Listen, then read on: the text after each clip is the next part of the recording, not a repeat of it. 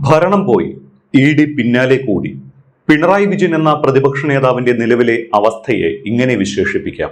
ED. അന്വേഷിക്കുന്നത് മകൾ വീണ വിജയന്റെ ചില സാമ്പത്തിക ഇടപാടുകളാണ് എങ്കിലും അത് പിണറായിയെ ഉദ്ദേശിച്ചാണ് എന്ന് വരുത്തി തീർക്കാനാണ് CPM-ന്റെയും ശ്രമം. സഖാവിനെ ശല്യപ്പെടുത്തിയാൽ അക്കളി തീക്കളി എന്നൊക്കെയാണ് പാർട്ടി അനുഭാവികളുടെ നിലപാട്. പക്ഷേ ഇ.ഡിയുടെ റഡാറിൽ നിലവിൽ മകൾ വീണ തൈക്കണ്ടിയിൽ മാത്രമേ ഉള്ളൂ. അന്വേഷണത്തിന്റെ അടുത്ത ഘട്ടത്തിൽ തെളിവുകൾ ലഭിച്ചാൽ മാത്രം പിണറായിയിലേക്കും അന്വേഷണം പോകുമെന്നാണ് ഇ.ഡിയുടെ നിലപാട്. ഇതിനിടയിൽ CMRL എക്സാലോജിക് ഇടപാടിലെ ഇ.ഡി അന്വേഷണത്തിൽ സ്റ്റേ ആവശ്യപ്പെട്ടുള്ള ഹർജി ഇന്ന് ഹൈക്കോടതി തള്ളിയിട്ടുമുണ്ട്. CMRLന്റെ അപ്പീലിൽ ജസ്റ്റിസുമാരായ രാജ വിജയരാഘവൻ, KV ജയകുമാർ എന്നിവരുടെ ഡിവിഷൻ ബെഞ്ചിന്റേതാണ് ഉത്തരവ്. വർഷങ്ങളായി നിലനിൽക്കുന്ന കേസായതിനാൽ അപ്പീൽ ഹർജിയിൽ വേഗത്തിൽ വാദം കേട്ട് അന്തിമ തീരുമാനമെടുക്കാമെന്ന് ഡിവിഷൻ ബെഞ്ച് പറഞ്ഞിട്ടുണ്ട്. ചെയ്യാത്ത സേവനത്തിന് പ്രതിഫലമായി 2 കോടിയിലധികം രൂപ കൈപ്പറ്റിയതിന് തെളിവുകൾ ഉണ്ട് എന്ന് എൻഫോഴ്സ്മെന്റ് ഡയറക്ടറേറ്റ് കോടതിയെ അറിയിച്ചു. കഴിഞ്ഞ ദിവസങ്ങളിൽ ബാംഗ്ലൂർ ഉൾപ്പെടെ 12 കേന്ദ്രങ്ങളിൽ ഇ.ഡി പരിശോധന നടത്തിയിരുന്നു. ഈ പരിശോധനകളിൽ ലഭിച്ച നിർണായക വിവരങ്ങളും രേഖകളും ആവശ്യമെങ്കിൽ ഹൈക്കോടതിക്ക് കൈമാറാൻ തയ്യാറാണ് എന്നുകൂടി ഇ.ഡി ഇന്ന് കോടതിയെ അറിയിച്ചിട്ടുണ്ട്. ഷെഡ്യൂൾഡ് കുറ്റകൃത്യം ഇല്ലാത്തതിനാൽ PMLA നിയമപ്രകാരം കേസെടുക്കാൻ ഇ.ഡിക്ക് അധികാരമില്ല എന്നായിരുന്നു CMRLന്റെ പ്രധാന വാദം. സിംഗിൾ ബെഞ്ചിന്റെ വിധിയിൽ പിഴവുണ്ട്. അന്വേഷണ സ്വഭാവത്തിലുള്ള സമൻസ് ഇ.ഡി അയച്ചത് നിയമവിരുദ്ധമാണ്. അധികാരമില്ലാത്ത അന്വേഷണമാണ് ഇ.ഡി നടത്തുന്നത് എന്നും CMRL വാദിച്ചു. വാദം കേട്ട സിംഗിൾ ബെഞ്ച് വിധി പറയാൻ 20 മാസം വൈകിപ്പിച്ചു എന്നും വാദമുണ്ടായിരുന്നു. പക്ഷേ ഡിവിഷൻ ബെഞ്ചിന്റെ തീരുമാനം മാറ്റാൻ മാത്രം ശക്തമായ വാദങ്ങൾ ആയിരുന്നില്ല അവയൊന്നും. ജസ്റ്റിസ് രാജ വിജയരാഘവൻ അധ്യക്ഷനായ ഡിവിഷൻ ബെഞ്ചിന് മുന്നിലാണ് ഈ വാദങ്ങൾ നടന്നത് എന്നതും ശ്രദ്ധേയമാണ്. ശബരിമല സ്വർണ്ണ കവർച്ചയുടെ ദുരൂഹതകൾ വെളിച്ചത്തെത്തിച്ച ജഡ്ജിയാണ് ഈ രാജ വിജയരാഘവൻ.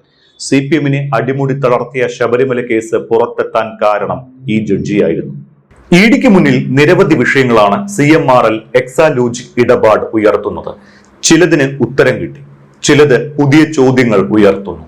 വീണ തൈക്കണ്ടിയിലിന് CMRL കമ്പനിയിൽ നിന്ന് പ്രത്യേകിച്ച് സേവനമൊന്നും നൽകാതെ തന്നെ പ്രതിഫലമായി 2.78 കോടി രൂപ എന്ത് ചെയ്തു, ഏത് രീതിയിൽ ചെലവഴിച്ചു എന്നാണ് അറിയേണ്ടിയിരുന്നത്.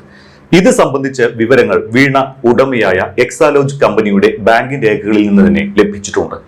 CMRL നിന്ന് ലഭിച്ച 2.78 കോടി രൂപയിൽ 45 ലക്ഷം രൂപ ശശിധരൻ കർത്തായുടെ തന്നെ നോൺ ബാങ്കിംഗ് ഫിനാൻസ് കമ്പനിയായ എംപവർ ഇന്ത്യ ലിമിറ്റഡിന്റെ കടം വീട്ടാൻ ഉപയോഗിച്ചുവെന്നാണ് വ്യക്തമാകുന്നത്.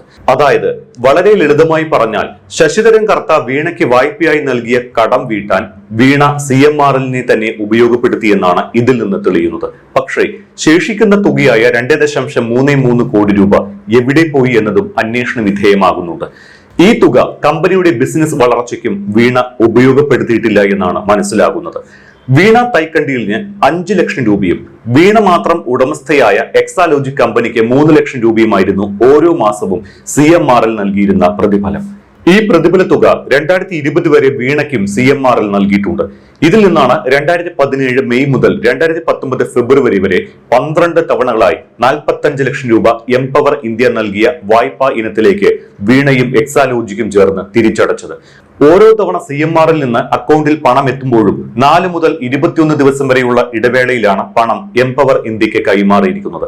2015 ഓഗസ്റ്റിൽ നൽകിയ 25 ലക്ഷം രൂപ ആദ്യഘട്ട വായ്പയിലേക്ക് 1 വർഷം കഴിഞ്ഞ് 2016 ഓഗസ്റ്റ് ആയിട്ടും വീണ 1 രൂപ പോലും തിരിച്ചടച്ചിരുന്നില്ല.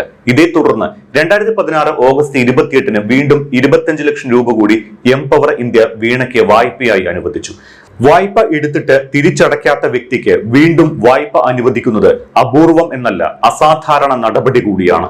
ഇതിനുശേഷമാണ് 2016 നവംബറിൽ 4 ലക്ഷം രൂപ വീണ എംപവർ ഇന്ത്യക്ക് തിരിച്ചടച്ചത്. 2017 വീണയെയും എക്സാലോജിക്കിനെയും CMRL അവരുടെ കരാറുകാരാക്കി നിയമിക്കുകയും ചെയ്തു. ഇതെല്ലാം നടന്നത് പിണറായി വിജയൻ മുഖ്യമന്ത്രിയായി കഴിഞ്ഞതിന് ശേഷമാണ് എന്നതും മറ്റൊരു വസ്തുതയാണ്. 2017 വീണയെ 5 ലക്ഷം രൂപയ്ക്കും എക്സാലോജിക്കിനെ 3 ലക്ഷം രൂപയും പ്രതിഫലം നിശ്ചയിച്ച് CMRL തങ്ങളുടെ കരാറുകാരാക്കിയതിനു ശേഷമാണ് വീണ എംപവർ ഇന്ത്യക്ക് വായ്പ തിരിച്ചടയ്ക്കാൻ തുടങ്ങിയത്.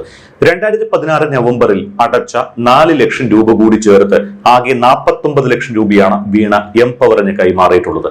ആദ്യം അടച്ച 4 ലക്ഷത്തിന് പുറമെ ബാക്കി 45 ലക്ഷം രൂപയും അടച്ചത് CMRL നിന്ന് പണം എത്തിത്തുടങ്ങിയ ശേഷമായിരുന്നു. നൽകാത്ത സേവനത്തിനാണ് CMRL തനിക്കും കമ്പനിക്കും പ്രതിഫലം നൽകിയത് എന്ന് വീണ തന്നെ സാധൂകരിച്ച മൊഴിയുമുണ്ട്. ചുരുക്കത്തിൽ ചെയ്യാത്ത സേവനത്തിന് പണം നൽകി എന്നത് മാത്രമല്ല, വീണയുടെ ബാധ്യത കൂടി CMRLന്റെ ചുമലിലിട്ടു എന്നാണ് വ്യക്തമാകുന്നത്. CMRL 13.4% ഓഹരി പങ്കാളിത്തമുള്ള KSIDCക്ക് കൂടി ഇതിന്റെ ബാധ്യത വരുന്നതിനാൽ നഷ്ടമായ പണത്തിന്റെ ഒരു പങ്ക് പൊതുപണമാണ് എന്നും വിവക്ഷിക്കാം. 2019 ഫെബ്രുവരി വരെ എക്സാലോജിക്കിനും 2020 വരെ വീണയ്ക്കും CMRL പ്രതിഫലം നൽകിയിരുന്നതായി ബാങ്കിംഗ് രേഖകളിൽ നിന്ന് വ്യക്തമാണ്. ഇതിൽ 2017 മെയ് മുതൽ 2019 ജനുവരി വരെ അക്കൗണ്ടിൽ വന്ന പണം എക്സാലോജിക് നേരെ എംപവർ ഇന്ത്യക്ക് കൈമാറിയിട്ടുണ്ട്. 2017 മെയ് 4 ആദ്യമായി ലഭിച്ച 3 ലക്ഷം രൂപ മെയ് 9 തന്നെ കൈമാറിയതടക്കം ഏതാനും ദിവസങ്ങളുടെ ഇടവേളകളിൽ എപ്പോഴും പണം കൈമാറിക്കൊണ്ടിരുന്നു എന്ന് SFIO റിപ്പോർട്ടിനൊപ്പം കോടതിയിൽ നൽകിയ ചാർട്ടിലുണ്ട്. CMRLൽ ആദായ നികുതി റെയ്ഡ് നടന്നതിന് ശേഷമാണ് പണം കൈമാറൽ നിലച്ചത്. 2019 ജനുവരിയിൽ റെയ്ഡ് നടക്കുന്നതുവരെ കൃത്യമായി പണം കൈമാറി. ആദ്യത്തെ 4 ലക്ഷം കൂടി ചേർത്ത് ആകെ 49 ലക്ഷം രൂപ നൽകി. 50 ലക്ഷമായിരുന്നു വായ്പാ തുക. 12% പലിശ നിരക്ക് കണക്കാക്കിയാണ് വായ്പ നൽകിയിരുന്നത്. റെയ്ഡ് നടന്നില്ലായിരുന്നുവെങ്കിൽ പലിശ കൂടി CMRLന്റെ ചെലവിൽ എക്സാലോജിക്കിൽ നിന്ന് ഈടാക്കാൻ കർത്തായുടെ എംപവർ കമ്പനിക്ക് കഴിയുമായിരുന്നുവെന്നാണ് SFIO റിപ്പോർട്ടിൽ നിന്ന് വ്യക്തമാകുന്നത്. കർത്തായുടെ കടം വീട്ടിക്കഴിഞ്ഞ് ബാക്കി 2.33 കോടി രൂപ വീണയുടെയും എക്സാലോജിക്കിന്റെയും കയ്യിലെത്തിയിട്ടുണ്ട്. എന്നാൽ ഈ പണം കമ്പനിയുടെ ബിസിനസ് വളർച്ചയ്ക്ക് ഉപയോഗിക്കാത്ത സാഹചര്യത്തിൽ എവിടെ പോയി എന്നതും എൻഫോഴ്സ്മെന്റ് ഡയറക്ടറേറ്റ് അന്വേഷിക്കുകയാണ്. കമ്പനി കാര്യങ്ങളിൽ ഇല്ലാത്ത ഇടപാടാണ് CMRL എക്സാലോജിക് ഇടപാടിൽ ഉണ്ടായിരിക്കുന്നത്. ഒരു സേവനത്തിന് പണം നൽകുന്നത് ആ സേവനദാതാവിനാണ്. അത് ഒരു വ്യക്തിയോ ഒരു കമ്പനിയോ ആകാം. ഇവിടെ കമ്പനി ഉടമയ്ക്ക് വേറെ പ്രതിഫലം, കമ്പനിക്ക് മറ്റൊരു പ്രതിഫലം. ഇവിടെ സേവനം നൽകിയത് വീണ തൈക്കണ്ടിയിൽ എന്ന ഉടമ തന്നെ ആയിരുന്നുവെങ്കിൽ തന്നെ വീണയ്ക്ക് കൊടുക്കുന്ന പ്രതിഫലം കമ്പനിയുടേത് തന്നെ അല്ലേ എന്ന ചോദ്യം ഉയരുന്നു. അഥവാ കമ്പനിയിലെ തൊഴിലാളികളാണ് സേവനം നൽകിയതെങ്കിൽ ഉടമയായ വീണയ്ക്ക് എന്തിന് പണം നൽകുന്നു എന്ന ചോദ്യവും ഉയരുന്നു. സാമ്പത്തിക ഇടപാടുകൾ കാലങ്ങളായി കൈകാര്യം ചെയ്യുന്നവരെ പോലും അമ്പരപ്പിച്ചിരിക്കുകയാണ് CMRL എക്സാലോജിക് ഇടപാട്. ഇതെന്ത് കൂത്ത് എന്ന് ചോദിക്കുന്ന അവസ്ഥ.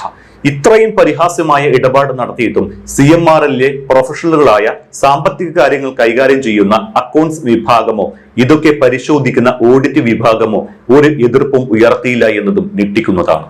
എല്ലാ വർഷവും വാർഷിക റിട്ടേൺ അഥവാ സാമ്പത്തിക ഇടപാടുകളുടെ കണക്ക് CMRL ആദായ നികുതി വകുപ്പിന് നൽകിയിട്ടുണ്ടാകണം. അതിൽ ഈ ഇരട്ട ഇടപാടിനെ എങ്ങനെയാണ് ന്യായീകരിച്ചിട്ടുള്ളത് എന്ന് നോക്കണം. കാരണം ഒരു സേവനത്തിന് 2 പ്രതിഫലം നൽകുക എന്നത് നിയമാനുസരണം അനുവദനീയമല്ല.